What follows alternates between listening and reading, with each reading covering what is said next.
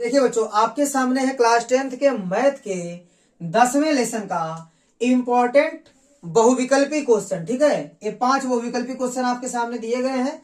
देखिए बच्चों, पहले क्वेश्चन में क्या दिया गया है, किसी वृत्त पर बाह्य बिंदु से खींची जा सकने वाली स्पर्श रेखाओं की अधिकतम संख्या। जैसे इसमें देख लीजिए, बाह्य बिंदु से आप स्पर्श रेखा केवल 2 खींच सकते हैं। ठीक है, तो किसी बाह्य बिंदु से किसी वृत्त पर केवल 2 स्पर्श रेखाएं खींची जा सकती हैं। तो बच्चों, ऑप्शन नंबर बी वाला आपका सही ऑप्शन हो जाएगा। आइए अगले क्वेश्चन पर। दूसरे क्वेश्चन में लिखा गया है कि एक वृत्त की समांतर स्पर्श रेखाएं हो सकती हैं। जैसे आपने एक वृत्त बनाया, आपने यह रेखा खींच दिया। ठीक है, इसके समांतर केवल एक और स्पर्श रेखा खींच सकते हैं। ठीक है, तो क्या बोला है, एक वृत्त की समांतर स्पर्श रेखाएं हो सकती हैं। तो समांतर स्पर्श रेखाएं केवल 2 हो सकती हैं। ठीक है, केवल 2 समांतर स्पर्श रेखाएं हो सकती हैं, इससे ज्यादा नहीं हो सकती हैं। तो बच्चों, ऑप्शन नंबर बी आपका सही ऑप्शन हो जाएगा। आइए बच्चों, तीसरे क्वेश्चन को सॉल्व करते हैं। किसी वृत्त की स्पर्श रेखा उसे कितने बिंदुओं पर प्रतिच्छेद करती है। जैसे देखिए बच्चों, यदि आप वृत्त पर स्पर्श रेखा खींच रहे हैं तो ये केवल एक बिंदु पर टच करेगी। ठीक है, वही टच करे या फिर काटे। ठीक है, तो किसी वृत्त की जो स्पर्श रेखा होती है वह उस वृत्त को केवल एक बिंदु पर प्रतिच्छेद करती है। तो वृत्त की स्पर्श रेखा उसे कितने बिंदु पर प्रतिच्छेद करती है, तो एक बिंदु पर प्रतिच्छेद करती है। तो ऑप्शन नंबर ए वाला आपका सही ऑप्शन हो जाएगा। आइए बच्चों, क्वेश्चन नंबर चौथे को करते हैं। वृत्त पर स्पर्श रेखा के स्पर्श बिंदु तथा उस बिंदु से गुजरने वाली त्रिज्या के बीच का कोण होता है। जैसे मान लीजिए एक वृत्त है आपके पास। ठीक है, ये हो गई स्पर्श रेखा। ठीक है, स्पर्श बिंदु से जो त्रिज्या गुजरेगी, देखिए यहां पर। ठीक है, स्पर्श बिंदु से होकर जाने वाली जो त्रिज्या है, उस त्रिज्या और स्पर्श रेखा के बीच का जो कोण होता है वो 90 डिग्री होता है। आप पढ़े हैं कि स्पर्श रेखा और त्रिज्या के बीच का कोण कितना होता है, 90 डिग्री होता है। तो बच्चों, ऑप्शन नंबर ए वाला आपका सही ऑप्शन हो जाएगा। अब देखिए क्वेश्चन नंबर 5 में क्या दिया गया है, बोला है कि चित्र में यदि टीपी और टीक्यू ओ केंद्र वाले किसी वृत्त पर 2 स्पर्श रेखाएं इस प्रकार हैं कि कोण पीओक्यू बराबर 110 डिग्री, तो कोण पीटीक्यू कितना होगा। ये पीटीक्यू का मान आपसे पूछ रहा है। देखिए बच्चों, स्पर्श रेखा और त्रिज्या के बीच 90 डिग्री हो जाएगा। ठीक है, यहां पर भी स्पर्श रेखा और त्रिज्या के बीच 90 डिग्री हो जाएगा। तो 90 90 180, चतुर्भुज में चारों कोणों का योगफल 360 डिग्री होता है। तो 180 डिग्री यह हो गया, तो इन दोनों का योगफल 180 डिग्री होना चाहिए। तो बच्चों 110 डिग्री यहां पर है, तो यहां बचा 70 डिग्री। ठीक है, ये 70 डिग्री हो जाएगा। तो बच्चों आपको कोण पी टी क्यू, ये पी टी क्यू कितने डिग्री का मिल जाएगा, 70 डिग्री का। देखिए 70 डिग्री ऑप्शन नंबर बी में है, तो ऑप्शन नंबर बी आपका सही ऑप्शन हो जाएगा। अब देखिए बच्चों, अब क्वेश्चन नंबर 6 को देखिए। 5 सेंटीमीटर त्रिज्या के एक वृत्त के बिंदु पर खींची गई स्पर्श रेखा। चलिए इसको यहां पर हल करते हैं। ठीक है, देखिए 6वें क्वेश्चन में क्या दिया गया है, एक वृत्त है। ठीक है, एक आपका वृत्त दिया गया है। देखिए एक वृत्त है, फिर क्या बोला गया है कि बिंदु पर खींची गई स्पर्श रेखा पी क्यू, इसके किसी बिंदु पर आप एक स्पर्श रेखा खींच दीजिए, उसका नाम है पी क्यू। स्पर्श रेखा का नाम है पी क्यू। ये हो गया पी क्यू।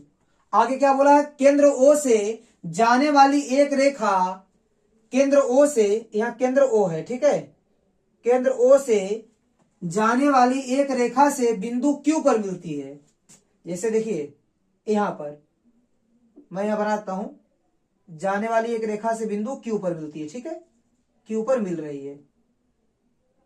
अब देखिए इसको और आगे बढ़ा दीजिए। ठीक है, क्यू पर मिलती है। आगे क्या दिया गया है, यदि ओ क्यू का मान है 12 सेंटीमीटर, ये ओ क्यू का मान है 12 सेंटीमीटर, तो पी क्यू की माप क्या होगी, इस पी क्यू की माप को पूछ रहा है। ठीक है, अब देखिए यहां से मिला देंगे हम लोग। स्पर्श रेखा और त्रिज्या के बीच 90 डिग्री बनता है, और यहाँ त्रिज्या दिया गया, त्रिज्या है 5 सेंटीमीटर। यहां लिखा गया 5 सेंटीमीटर त्रिज्या के ठीक है, यहाँ है 5 सेंटीमीटर। देखिए बच्चों, आपसे आधार पूछा जा रहा है, ठीक है, कर्ण भी दिया गया है, लंब भी दिया गया है, आपसे आधार पूछ रहा है। तो बच्चों यहाँ पर लगा देंगे आप पाइथागोरस। तो कर्ण का स्क्वायर मतलब 12 का स्क्वायर बराबर लंब का स्क्वायर मतलब 5 का स्क्वायर प्लस आधार का स्क्वायर। आधार कौन है? P Q. 12 का स्क्वायर हो जाएगा 144, 5 का स्क्वायर हो जाएगा 25 प्लस पी क्यू का स्क्वायर। 25 को इधर लाकर घटा देंगे, ठीक है, 144 माइनस 25 बराबर बचेगा पी क्यू का स्क्वायर। तो पी क्यू का स्क्वायर बराबर कितना आ जाएगा? 144 में से आप 25 को घटा देंगे तो आपको मिल जाएगा 119।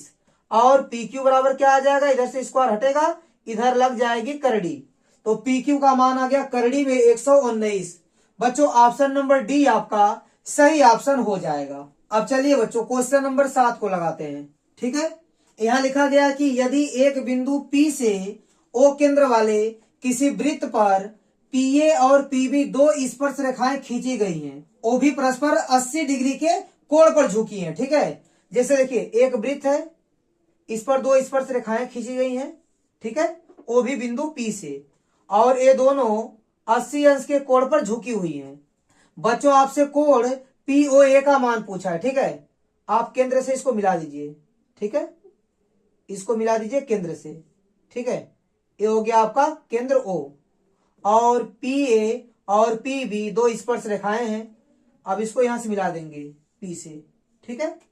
देखिए बच्चों, ये जो रेखा गई है OP, वो इस कोण को और इस कोण को समद्विभाजित कर देगी, ठीक है। ये पूरा 80 है तो ये हो जाएगा आपका 40 डिग्री, और यह भी हो जाएगा आपका 40 डिग्री। आगे देखिए बच्चों, आपसे पूछा गया है कि POA का मान कितना होगा। POA का मान मतलब इसका मान पूछ रहा है, ठीक है। देखिए बच्चों, इन दोनों सम्मुख कोणों का योगफल 180 डिग्री होता है।